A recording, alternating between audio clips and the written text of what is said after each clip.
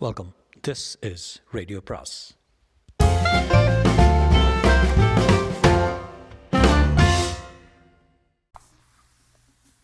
அனைவருக்கும் அன்பு வணக்கம். ஜாவர் சீதாராமனின் உடல் பொருள் ஆனந்தி அத்தியாயம் 12. எனக்கு சுய உணர்வு வந்தபோது நான் படுக்கையில் படுத்திருந்தேன். என் முகம் வீங்கி இருந்தது. அதன் மீது பிளாஸ்டர்கள் போடப்பட்டிருந்தன. என் உடல் ஜுரத்தால் கொதித்தது. மூடிய கண்களை திறந்து பார்த்தேன். அறையில் யாரும் இல்லை, என்னை இன்ற தாயை தவிர. அழுவதற்கென்றே பிறந்தவள் என் தாய். என் தந்தையை மணந்து தினமும் அழுதாள். என் தந்தையின் இறுதி பயணத்தன்று அவள் சிந்திய கண்ணீர் தான் கடைசி அழுகையாக இருக்கும் என்று நான் உறுதி கூறினேன். அம்மா, அப்பா போய்விட்டாரு, இனிமேல் நீ அழவே தேவையில்லை என்று சொல்லி 1 மாதம் கூட ஆகவில்லை. அதற்குள் நானே என் தாயை அழச் செய்து விட்டேன். ஒழுங்காக நான் வாழ்வு பாதையில் நடந்து செல்லக்கூடாதா? விவரிக்க முடியாத உணர்ச்சிகளின் ஏன் என்னை வந்து தாக்கி தவறான பாதையில் செலுத்த வேண்டும்? நான் தான் தவறு செய்பவனாயிற்றே. சீதா என் அறைக்குள் இரவில் ஏன் வர வேண்டும்? ஆண் பெண் உறவின் காரணமாக உணர்ச்சிகளின் வேகத்தை உணராதவளுக்கு மனசில் ஏன் ஆசை முளைக்க வேண்டும்? அதுவும் என் மேல் ஏன் ஆசை ஏற்பட வேண்டும்? என் கண்களின் காந்த சக்தி அவள் மனத்தை போய் அடித்துக்கொள்ள வேண்டுமா?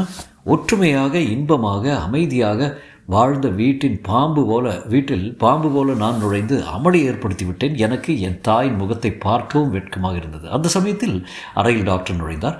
என் தாயை பார்த்து அவர், என்ன மயக்கம் தெரியலையா என்று கேட்டார். அப்படியே மயங்கி தான் கிடக்கிறான் என்று தாய் பதில் கூறினார். அப்போது எனக்கு மயக்கம் தெளிந்த நிலைதான். மயக்கம் தெளிந்து விட்டது என்று வெளிப்படுத்தி கொண்டால் நான் என் தாயோடு பேச வேண்டும்.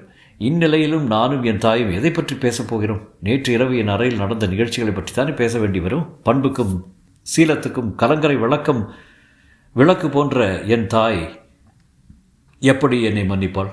அன்னமிட்ட வீட்டில் சனமிட்டவன் நிலை போலத்தான் என் நிலை. என் நடத்தையை நான் எந்த கோணத்திலிருந்து சரி என்று சொல்ல முடியும்? மயக்கம் தெளிந்து விட்ட போதிலும் மயக்கம் தெளியாதவனை போல நடித்து படுத்திருப்பதே சரி என்று எண்ணம்தான் என் கோழை மனத்தில் தோன்றியது. நான் என்ன தவறு செய்து விட்டேன்? நான் சீதாவை விரும்பினேன், சீதா என்னை விரும்பினாள். அவள் என் அறைக்கு வந்தாள், இதில் என்ன தவறு என்ற வாதம் வேறாக என் மனத்தின் அடித்தளத்தில் எழுந்த போதிலும் அந்த வாதத்துக்கு குரல் கொடுக்க எனக்கு போதிய தைரியம் இல்லை. சீதாவை நான் காதலித்ததே ஒரு திருட்டு என்றுதான் நான் எண்ணினேன். அவள் ராமநாதனை சேர வேண்டியவள். அவள் மனம் என்னை நாடிவிட்டது. அது குற்றம். அந்த குற்றத்தை செய்தவள் சீதா அல்ல, நான் தான் என்று எல்லோரும் எண்ணினார்கள். நானும் அவ்வாறு எண்ணினேன். அந்த வீட்டிலிருந்து சீதாவிடமிருந்து எவ்வளவு தூரம் ஒதுங்கி வாழ்கிறோமோ அவ்வளவுக்கு அவ்வளவு நல்லது என்று தான் நான் நினைத்தேன். இம்மாதிரி சிந்தனையோடு கண்களை மூடியபடி அறையில் படுத்திருந்தேன். மணி 3 அடித்ததும் தான் நான் இரவிலிருந்து மறுநாள் பிற்பகல் 3 வரை ஞாபகம் இல்லாமல் இருந்திருக்கிறேன் என்பதை உணர்ந்தேன். சுமார் 15 மணி நேரம் மயங்கி கிடந்திருக்கிறேன். அந்த நிலையில் எனக்கு வைத்தியம் தான் நடந்திருக்கிறது. என் முகத்தில் பிளாஸ்டர்கள் போடப்பட்டிருக்கின்றன. ராமலிங்கமோ ராமநாதனோ என்னிடம் பச்சாதாபம் காட்ட நியாயமில்லை. சட்டம் தெரிந்த அவர்கள் வைத்தியம் இல்லாமல் எனக்கு ஏதாவது நேர்ந்து விட்டால் அப்போது ராமநாதன் கொலை குற்றத்துக்கு பதில் சொல்ல நேருமே என்ற பீதி உணர்ச்சி தான் அவர்களை என் உடல் மீது அக்கறை காட்ட செய்திருக்க வேண்டும். பீதி உணர்ச்சி தானே நாகரிகத்தின் அடிப்படை. பயத்தில் விளைவுகள் தானே நாட்டின் சட்டங்கள். பீனல் சட்டங்கள் இருப்பதும் அதை நீதிமன்றங்கள் அமுல் செய்வதும் எதை எடுத்து காட்டுகின்றன? மனிதன் நகரத்தில் வாழ்ந்தாலும் உள்ளத்தளவு அவன் காட்டில் வாழும் மிருகத்தை ஒத்தவன் தான் என்ற உண்மைத்தானே கொத்துரிமை, சேமிப்பு, தெரிந்தோறும் உள்ள பேங்குகள், நீதிமன்றங்கள், போலீஸ் ஸ்டேஷன்கள் எல்லாம் ஏன் ஏற்பட்டிருக்கின்றன? உழைத்த சீமான்களின் சோம்பேறி குழந்தைகளை சமூகம் கவனிக்காது, சாக்கடையில் தள்ளிவிடும். அந்த நிலை அந்த சோம்பேறி சீமான்களுக்கு ஏற்படக்கூடாது என்றுதானே சொத்துரிமை மனிதனுக்கு வழங்கப்படுகிறது. நான் ஒரு சோம்பேறி தந்தையின் பண்பற்ற மகன். எனக்கு புரட்சிக்கரை படிந்த சிந்தனைகள் தோன்றுவது இயற்கைதானே. ராமநாதனும் சீதாவும் ராமலிங்கத்தின் பரம்பரை உழைப்பின் பலனுக்கு வாரிசாக பிறந்தவர்கள், ஆடம்பரமாக வாழ வேண்டியவர்கள். நான் சபாபதி என்ற சமூகத்தின் கழிவுக்கு வாரிசாக பிறந்தவர் தானே. இரண்டு இனம் எப்படி ஒன்று சேர முடியும்? இவ்வாறு பல்வேறுபட்ட குழம்பிய சிந்தனைகளில் நான் ஆழ்ந்திருந்த போது அறையின் கதவு திறக்கும் சப்தம் கேட்டது. ராமலிங்கம் உள்ளே நுழைந்தார்.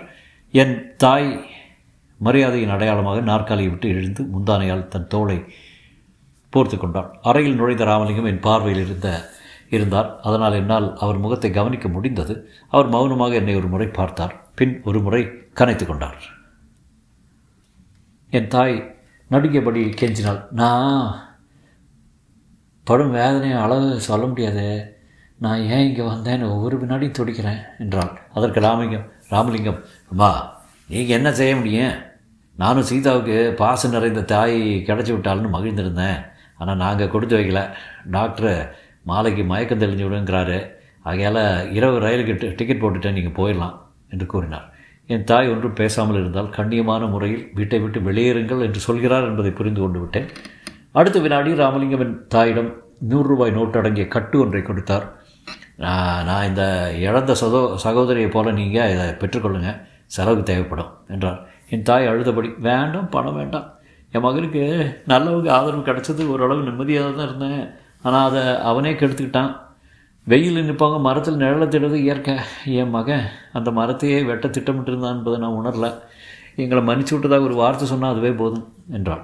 ராமலிங்கம் சில வினாடிகள் தயங்கி நின்றார். பிறகு ஒன்றும் சொல்லாமல் போய்விட்டார். ராமலிங்கம் அறையை விட்டு மறைந்ததும் சீதா அறையினுள் நுழைந்தாள். அவள் கண்கள் அழுது சிவந்திருந்தன. அவள் ஆடை அலங்காரம் கவனிப்பு இல்லாமையால் மாசுபடிந்து காணப்பட்டது. அந்த வீட்டில் உள்ள எல்லோர் மனத்திலும் வேதனை இருந்தாலும் சீதா தான் மிகவும் பாதிக்கப்பட்டவள் என்று தெளிவாய் தெரிந்தது. புரட்சி என்பதை அடிப்படை மாறுதல் என்று சித்தாந்திகள் வர்ணிப்பது உண்டு. அம்மாதிரி ஒரு அடிப்படை மாறுதல் சீதாவின் மனத்தில் ஏற்பட்டிருந்தது என்பதில் ஐயமில்லை. நான் வருவதற்கு முன் வாழ்ந்த சீதா வேறு, நான் வந்தபின் வாழும் சீதா வேறு. ஆனால் ஒன்று மட்டும் நிச்சயம், அவள் முகத்தில் சாவுக்கு துணிந்தவர்களின் வெறித்த பார்வை இருந்தது. அவளுடைய பரிதாபமான முகத்தை பார்க்க எனக்கு அவளை பக்கத்தில் இருத்தி தேர்தல் வார்த்தைகள் கூற வேண்டும் போல தோன்றியது. ஆனால் அதற்கும் போதிய துணிவு எனக்கு இல்லையே. அறையில் நுழைந்த சீதா நேரே நான் படுத்திருந்த இடத்துக்கும் வந்தாள். என்னை அன்போடு ஒரு தாய் குழந்தையை பார்ப்பது போல பார்த்தாள். ஒரே குற்றத்தில் கண்டுபிடிக்கப்பட்ட 2 கூட்டாளிகள் அல்லவா நாங்கள். ஆனால் அவள் மனத்தில் நான் குற்றவாளி என்ற கூச்சமோ பயமோ இல்லை. என் தாய் இருப்பதை கூட லட்சியம் செய்யாமல் சீதா அங்கு வந்து என்னை கூர்ந்து கவனிப்பதை கண்ட என் தாய் ஆச்சரியமடைந்தாள். என் தாய் அவள் வயது அவருக்கு கொடுத்திருந்த அந்தஸ்தை வசித்தபடி கண்டிக்கும் குரல், சீதா நீங்கள் வர்றது முறையில் சரியில்லை என்றாள். இங்கே வராமல் அவரை பாராமல் என்னால் இருக்க முடியல என்று அழுதபடி சொன்னாள் சீதா. மறுபடியும் என் தாய், சீதா சீக்கிரமே இந்த அறை விட்டு நீ போயிரு என்றாள். சீதா தயங்கினாள். பிறகு ஒரு தீர்மானத்தோடு என் படுக்கை அருகில் போடப்பட்டிருந்த நாற்காலில் போய் உட்கார்ந்தாள். சீதாவின் உறுதியை கண்டு என் தாய் பயந்தே போய்விட்டாள். சீதா, உங்கள் அப்பா இங்கே வந்தா என்று அவள் கூற, அதற்குள் சீதா, அவர் வரட்டும், பரவாயில்ல என்றாள். இதற்கு மேல் நடப்பதையெல்லாம் பார்த்து கொண்டு என்னால் சும்மா இருக்க முடியவில்லை. தான் நான் கண்ணை திறந்து, சீதா அம்மா சொல்கிறது சரிதான், நீ போயிரு, என்னை மறந்துடு என்று கூறியபடி படுக்கையிலிருந்து மேலே எழுந்து உட்கார்ந்தேன். என் கேள்விக்கு பதில் சொல்வதற்கு பதிலாக சீதா என்னை அப்படியே பார்த்தபடி உட்கார்ந்திருந்தால். என் தாய், பாத்தியா திலீபா, நீ செய்திருக்க நாசத்தை, என்ன சொக்குப்படி போட்டு அறியா பொண்ணு சீதாவை இப்படி மாற்றிட்ட நீ அறியாத வெகுளி குழந்தைய இருந்தவ இவ்வளோ தூரம் மாறிவிட்டாள்னா என்ன மாயோட பண்ண பாவி என்று திட்டினாள் என்னை. உடனே சீதா, அத்தானை திட்டாதீங்க என்று சொல்லிவிட்டு தலை குனிந்து கொண்டாள். நான் உடனே சீதாவிடம், சீதா தயவுசெய்து இங்கே போயிடு, எனக்காக என் மீதில் பிரியத்துக்காக போயிடு சீதா என்றேன். சீதா மௌனமாக தரையை பார்த்தபடி உட்கார்ந்திருந்தாள். அவள் கண்களிலிருந்து 2 துளி கண்ணீர் தரையில் விழுந்தது. அப்போதுதான் அவள் அழுவதை உணர்ந்தேன். பிறகு கண்களை திறந்து என்னை நோக்கியபடி, அத்தம் ஏன் இப்படி பேசுகிறீங்க, உங்களுக்கு என் மீது அன்பில்லையா என்று கேட்டாள். நான் பதில் சொல்லாமல் இருந்தேன். பதில் சொல்லுங்கத்தான், உங்கள் பதிலை நம்பித்தான் என் உயிரை ஊசலாடுது என்றாள். என் தாயின் முன்னிலையில் இம்மாதிரி கேள்விகளை கேட்க அவளுக்கு அச்சம், நாணம் போன்ற உணர்ச்சிகள் இல்லையா, இல்லாமல் போய்விட்டதான் நினைத்தேன். என் தாய் சீதாவிடம், தயவுசெய்து போயிடுமா, நீ சிறு பெண்ணு, இப்படியெல்லாம் ஒரு ஆம்பளையிடம் பேசுகிறது சரியில்லை. வீட்டில் அம்மா இல்லாமல் வளர்ந்தால மனத்தில் தோன்றதெல்லாம் துணிவாக பேசுகிற நீ ராமநாதன் மணந்து நல்லா வாழ போகிற, இப்படி அசட்டு பேசுன்னு பேசக்கூடாது, உன் அம்மா நிலையிலிருந்து நான் சொல்கிறேன் என்று சம்பிரதாயமான பொன்மொழிகளை உதிர்த்தான். நான் உடனே சீதாவிடம், சீதா உன்னை உயிரினு மேலாக நேசிக்கிறேன், ஆனால் அம்மா சொல்வது தான் சரி, உன் வாழ்வு ராமநாதனோடு தான் பின்னப்பட வேண்டும், அப்போது தான் உன் எதிர்காலம் வளமாக இருக்கும் என்று கூறி முடிக்கும் முன்பே சீதா குறுக்கிட்டாள்.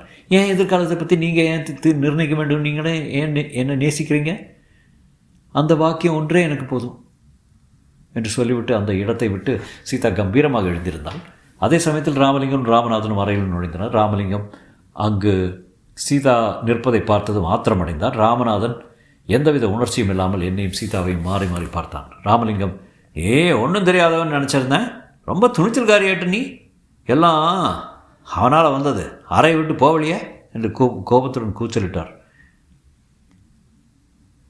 இந்த அறையை விட்டு மட்டும் என்னப்பா உங்களுக்கு?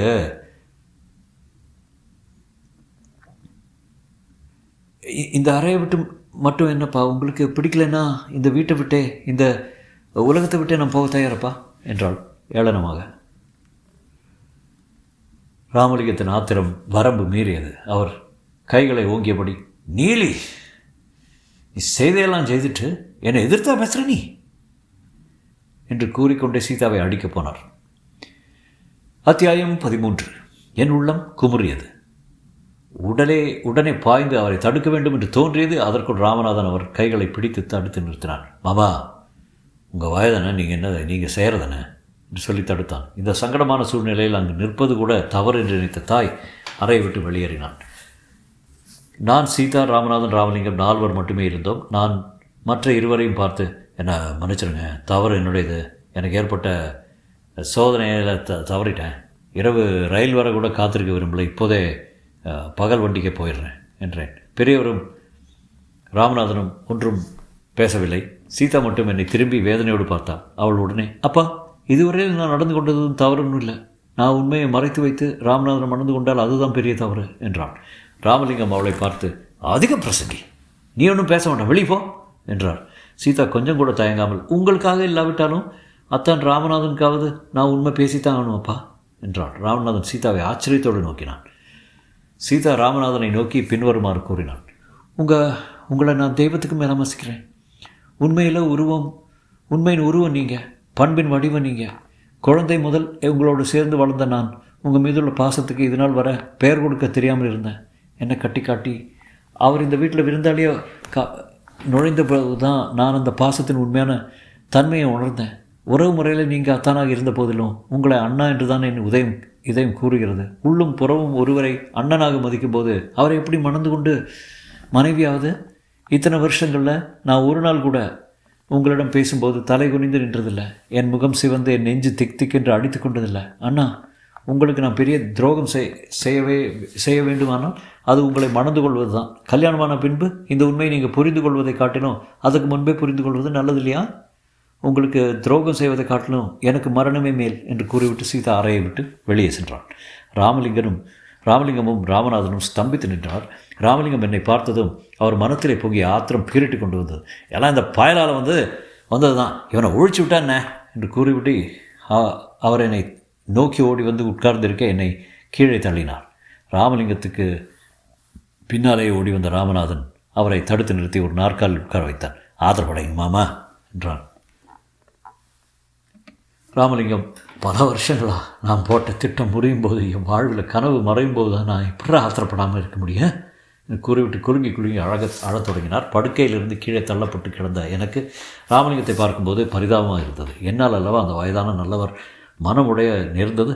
ராமநாதன் அவர் அழுகை அடங்கும் வரையில் அவர் அருகிலேயே பேசாமல் உட்கார்ந்திருந்தான். பிறகு அவரிடம் பரிவுடன், மாமா, ஒரு விதியை மற்றவர் நிர்ணயிக்க முடியாது. தந்தையாக இருந்தாலும் ஓரளவுக்கு தான் மகளின் வாழ்வை நிர்ணயிக்க முடியும். சீதா என்ன தரம் கட்டவளா? இத்தனை வருஷங்களில் அவள் என்றைக்காவது உங்களுக்கு மறுப்பு சொல்லியிருக்கிறாளா? அல்லது வரம்பு மீறி போயிருக்கிறாளா? சீதா ஒரு பசு மாமா. அவளே இன்று இவ்வளவு துணிச்சலாக பேச வேணும்னா தக்க காரணம் இல்லாமல் பேசுவாளா? கல்யாணங்கிறது ஒரு பொண்ணுக்கு வாழ்வு பிரச்சனை இல்லையா? அதுவும் கற்புள்ள உத்தம பொண்ணுக்கு அது உயிர் பிரச்சனை மாமா. உங்களை பயந்து அவள் என்னை மணந்து வாழ்ந்தா எங்கள் இருவர் வாழ்வும் அல்லவா நாசமாகிடும். அதை யோசிச்சு பாருங்க மாமா என்றான். இந்த கம்பீரமான வார்த்தைகளை கேட்டபோது எனக்கு ராமநாதன் 1000ல் ஒருவன் என்று தோன்றியது. தான் அடைய வேண்டிய பெண்ணை இந்த நிலையிலும் ஆத்திரத்துக்கு இடம் தராமல் அறிவுக்கு இடம் தந்து பேசும் அறிவாளி ராமநாதன். ஆனால் நானோ உள்ளத்து உணர்ச்சியை கூட வெளிப்படுத்த பயப்படும் ஒரு கோழை. சீதா ராமநாதனை விரும்பாமல் என்னை விரும்புகிறாளே, என்ன ஆச்சரியம்! நல்ல பெண்மணிகள் எப்போதும் தகுதியற்றவர்களே விரும்புவதுதான் வாழ்வின் விதி போலும். இப்படி நான் நினைத்து கொண்டிருக்கும் போதே நான் சிந்தனைகளை வார்த்தைகளால் சொல்வது போல ராமலிங்கத்தின் பேச்சு அமைந்தது. ராமநாதா, உன் தாய் இப்படி தான் என் ஆசைக்கு இடம் கொடுத்தே உன் தந்தையை மணந்து அழிஞ்சு போனான் என்று சொல்லி பெருமிச்சு விட்டார். உடனே ராமநாதன், திலீபன் என் தந்தையை போல அல்ல மாமா, அன்பும் ஆதரவும் செல்வம் இருந்தால் திலீபன் வாழ்வு நல்லபடியாக அமைஞ்சிருமாமா என்று சொல்லிவிட்டு என்னை பார்த்தான். பிறகு என் முன்னிலையில் விஷயங்களை பேச கூச்சப்பட்டானோ என்னவோ தெரியவில்லை. மாமா பாருங்க, நம்ம அறைக்கு சென்று எல்லா விஷயங்களையும் அமைதியாக யோசிப்போம் என்றான். உடனே ராமலிங்கமும் ராமநாதனும் அறையை விட்டு வெளியே சென்றனர். நான் சிந்தித்தபடி உட்கார்ந்திருந்தேன். அப்போது வீட்டின் உட்புறத்திலிருந்து பெரும் கூச்சல் கேட்டது. என் உள்ளம் காரணம் தெரியாத பீதியில் அடித்து கொண்டது. என் தாய் அலறியபடி அறைக்குள் ஓடி வந்தார். திலீபா, இந்த பொண்ணு சீதா கிணத்துல குதிக்க ஓடிக்கிட்டு இருக்குதா என்று பதைத்தாள். என் உடலில் இடி விழுந்தார் போல் தோன்றியது. நான் என்னை மறந்தேன். அந்த அறையை விட்டு என் தாயையும் கவனிக்காமல் கொல்லைப்புறம் நோக்கி ஓடினேன். கொல்லப்புறத்தில் கிணற்றடிக்கு ஓடினேன். அங்கு ராமலிங்கமும் ராமநாதனும் நிற்பதை பார்த்தேன். இருவரும் திகைத்தபடி நின்றனர். கிணற்றுக்குள் எட்டி பார்த்தேன். சீதா நீர் மட்டத்துக்கு வந்துவிட்டு மறைவது தெரிந்தது. நான் என்ன செய்தேன் என்று எனக்கே தெரியாது. அடுத்த வினாடி கிணற்றுக்குள் குதித்து விட்டேன். நான் கிணற்றுக்குள் குதித்த போது எனக்கு நன்றாக நீந்த தெரியாது என்பதை பற்றி நினைக்கவில்லை. என் உடல் நீர்மட்டத்தை தொட்டபோதுதான் எனக்கு அந்த நினைப்பு வந்தது. அப்போது கூட என் வாழ்வை பற்றிய சிந்தனை வரவில்லை. சீதாவை பற்றி தான் நினைத்தேன். சற்று தூரத்தில் மூழ்கி எழுந்த சீதாவின் தலைமயிரை பற்றி அவளை இழுத்து சென்றேன். அந்த கிணறு ஒரு அகன்ற கிணறு. அதில் நீர்மட்டத்துக்கு மேல் சிமெண்டில் திட்டு போல ஏற்படுத்தி அதில் நீர் இறைக்கும் மோட்டார் வைத்து வசதி செய்திருந்தார்கள். அந்த மோட்டாரை அவ்வப்போது பழுது பார்க்க வரும் எலக்ட்ரீஷியன்கள் இறங்க அதில் ஒரு இரும்பு ஏணி பொருத்தப்பட்டிருந்தது. சீதாவை இழுத்து கொண்டு அந்த ஏணியை நோக்கி நகர்ந்தேன். அப்போதுதான் நீந்த தெரியாதவன் நான் என்பதை பரிபூர்ணமாக உணர்ந்தேன். கால்களும் உடலும் நீர்நிலைக்கு மேல் இருக்க மறுத்தன. கால்களை உதைத்து அப்படி இப்படி புரண்டு நான் 4 அடி தூரம் ஏணியை நோக்கி நகர்ந்து விட்டேன். ஏணிக்கும் எனக்கும் 1/2 அடி தூரம்தான் இருந்தது. இனிமேல் சமாளிக்க முடியாது என்ற பயம் எனக்கு ஏற்பட்டது. அந்த பயத்தின் இடையே எப்படியாவது சீதாவை காப்பாற்ற வேண்டும் என்ற நினைப்பும் கூட எழுந்தது. உடனே சீதாவை தள்ளி அந்த இரும்பு ஏணியின் இடையே அமைக்கப்பட்டிருக்கும் இரும்பு படிகளின் நடுவே அவள் உடலை திணித்தேன். சீதாவின் முகம் நீர்மட்டத்துக்கு மேல் தொங்கியது. அந்த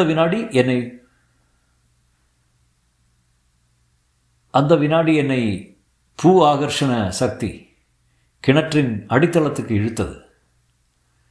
சீதாவை ஏணியில் சாத்திவிட்டோம். இனி அவள் உயிருக்கும் பயமில்லை என்ற சந்தோஷம் அரை வினாடி கூட நீடிக்கவில்லை. எனக்கு என் நிலை பற்றிய பீதி பிடித்து கொண்டது. கைகளை அசைத்தும் கால்களை உதைத்தும் நீருக்கு மேல் மிதக்க முயன்றேன். ஆனால் கைகளும் பிரயாசையின் காரணமாக சோர்வடைய ஆரம்பித்தன. கைகள் அசைய மறுத்தன. நான் மெல்ல மெல்ல நீரிலே மூழ்க ஆரம்பித்தேன். அரை ஞாபகம் அரை மயக்கம் என்ற நிலையில் நாசி வழியும் வாய் வழியுமாக உள்ளே புகும் நீரை வெளியே தள்ள முயன்றேன். அந்த முயற்சியில் நான் ஈடுபட்டிருக்கும் போதே என் கால்கள் கிணற்றின் தரையில் பட்டன. அப்புறம் நானே மறுபடியும் மேலே வருவது போல தோன்றியது.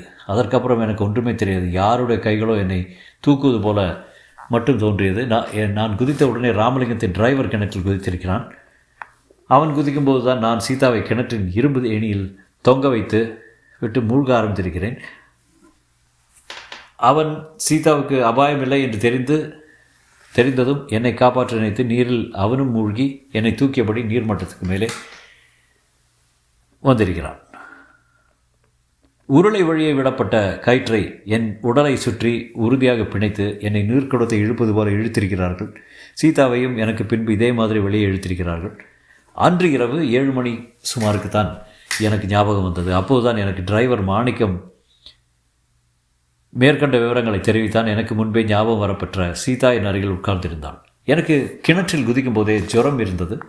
அது இந்த நிகழ்ச்சிக்கு பின் இன்னும் சற்று அதிகமாக இருந்தது. தொண்டை, மார்பு இந்த இடங்களில் ஒரு வலி இருந்தது. சீதா ஏதோ மருந்தை என் வாயில் ஊற்றினால் மாணிக்கம், நீங்கள் பெரிய தைரியசாலிங்க, நீஞ்ச தெரியாத நிலையில் என்ன துணிச்சலோடு கிணத்துல குதிச்சிங்க என்றான்.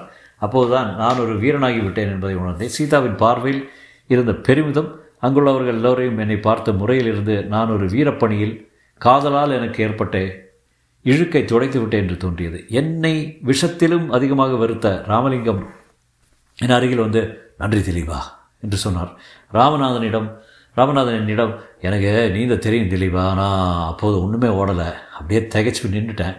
ஆனால் நீயோ எதை செய்ய வேண்டுமோ அதை செய்துட்ட, ஓய்வு எடுக்கோ என்று சொல்லிவிட்டு எல்லோரையும் அப்புறம் போகும்படி சொல்லி அறையை விட்டு வெளியேறினான். நேற்று வரை அந்த வீட்டில் ஒரு தீண்டப்படாத இருந்த நான் இன்று திடீரென்று செய்த துணிச்சலான செயலால் பாராட்டப்படும் அளவுக்கு வந்துவிட்டேன். நான் ஒரு கோழை என்பது எனக்கு தெரியும். ஆழமான நதியில் இறங்குவது, வேகமான காரில் போவது எல்லாம் எனக்கு நடுக்கத்தையே கொடுக்கும் விஷயங்கள். அப்படிப்பட்ட நான் எப்படி இந்த காரியத்தை செய்தேன்? வாழ்க்கையில் மிகவும் முக்கியமான கட்டங்களில் நம் அறிவு வேலை செய்வதில்லை, நம்முள் இருக்கும் வேறு ஏதோ ஒன்று வேலை செய்கிறது. இது மாதிரி நான் என்னை அறியாத ஒரு நிலையில்தான் ஆத்திரத்தால் உந்தப்பட்டு அன்று இரவு சீதாவை தொட்டேன். அதுவும் ஒரு அன்புணர்ச்சியில் தானே. இன்று அவளை காப்பாற்றியதும் ஒரு அன்பு உணர்ச்சியால் தான். ஆனால் இரண்டுக்கும் இடையே எவ்வளவு வித்தியாசம்! எல்லோரும் வெளியே சென்ற பிறகும் சீதாவும் என் தாயும் மட்டும் அறையில் இருந்தனர். எல்லோரும் என்னை போற்றிவிட்டு போகும்போதெல்லாம் என்னை பெற்றெடுத்த தாய் வாய் புதைந்து அதே அறையில் தான் இருந்தாள் என்பதை உணர்ந்தேன். தூரத்திலே ஒரு ஜன்னல் அருகில் கண்ணிறை கண்ணீரோடு பேசாமல் நின்றிருந்தாள். நான் சீதாவை காப்பாற்ற கிணற்றில் குதித்த போது என்ன நினைத்தாளோ, நான் நீரில் மூழ்கும்போது எப்படி துடித்தாளோ, மறுபடியும் நான் காப்பாற்றப்பட்ட போது என்ன மகிழ்ச்சி அடைந்தாளோ யாருக்கு தெரியும். அவள்தான் எதையும் வெளிப்படுத்துவதில்லையே. தன் உணர்ச்சிகளை அடக்கி அடக்கி பழகியவளாச்சே. வாழ்க்கை என்ற கியூ வரிசையில் தன்னை கடைசியில் நிறுத்தி கொண்டவள் அல்லவா. என் உடலில் உள்ள தசை, ரத்தம், 70,000 நாடிகள் எல்லாவற்றையும் தன் உடலில் இருந்து எடுத்து தானமாக கொடுத்து அதற்கு திலீபன் என்ற பெயரையும் கொடுத்து வளர்த்த அந்த உத்தமி அதே அறையில் ஓரத்தில் நின்று கொண்டிருந்தாள். தொடரும்.